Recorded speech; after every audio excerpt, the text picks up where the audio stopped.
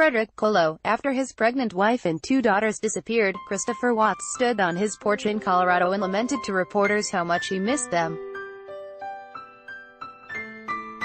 He longed for the simple things, he said, like telling his girls to eat their dinner and gazing at them as they curled up to watch cartoons.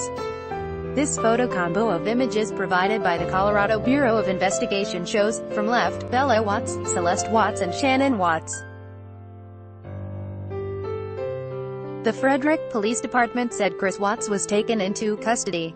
Watts' pregnant wife, 34-year-old Shannon Watts, and their two daughters, 4-year-old Bella and 3-year-old Celeste, were reported missing on Monday. The police said on Twitter early Thursday that Chris Watts will be held at the Weld County Jail. He has not yet been charged, the Associated Press last night. I had every light in the house on. I was hoping that I would just get ran over by the kids running in the door, just barrel rushing me, but it didn't happen, he told Denver TV station KMGH. On Thursday, Watts was in jail after being arrested on suspicion of killing his family, probably before he spoke those words. Authorities did not offer a motive. The body of 34-year-old Shannon Watts was found on property owned by Anadarko Petroleum, one of the state's largest oil and gas drillers, where Christopher Watts used to work, police said.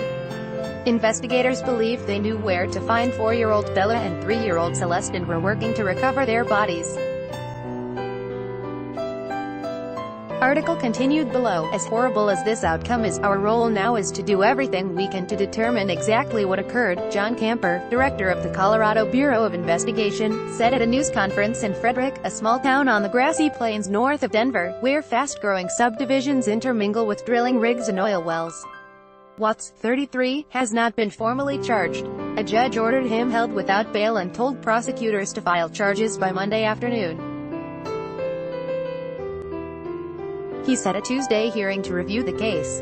As he was escorted into the courtroom, Watts did not speak. He looked down for much of the hearing but made eye contact as the judge reviewed his rights. Watts' attorney, James Merson of the Colorado State Public Defender's Office, left without commenting to reporters. He did not immediately respond to a voicemail left at his office Thursday by the Associated Press. A family friend reported Shannon Watts and her daughters missing on Monday, police said. In his previous interviews with Denver TV outlets, Christopher Watts said his wife of nearly 6 years returned home about 2 a.m. Monday after a flight for a work trip was delayed. He said the two had an emotional conversation before he left for work a few hours later and that he became concerned after she did not return his calls or texts or those of her friends. Article continued below. Shannon Watts' Facebook account paints a portrait of a happy married life, with a constant feed of photos and videos of friends, relatives and herself. Her comments were typically upbeat, whether she was running errands, playing with her kids or promoting a health program. She posted selfies of her and her husband smiling in restaurants, at the ocean on vacation and at their house. On May 5th, she wrote, "I love this man. He's my rock." On June 19th, she posted a photo of some texts with her husband after sending him a picture of a sonogram. He replied that he loved the baby already. She posted, "I love Chris. He's the best dad us girls could ask for." Her page has photo collages and video slideshows praising Chris Watts, describing how their love was growing stronger and how he gave her the strength to have a third child.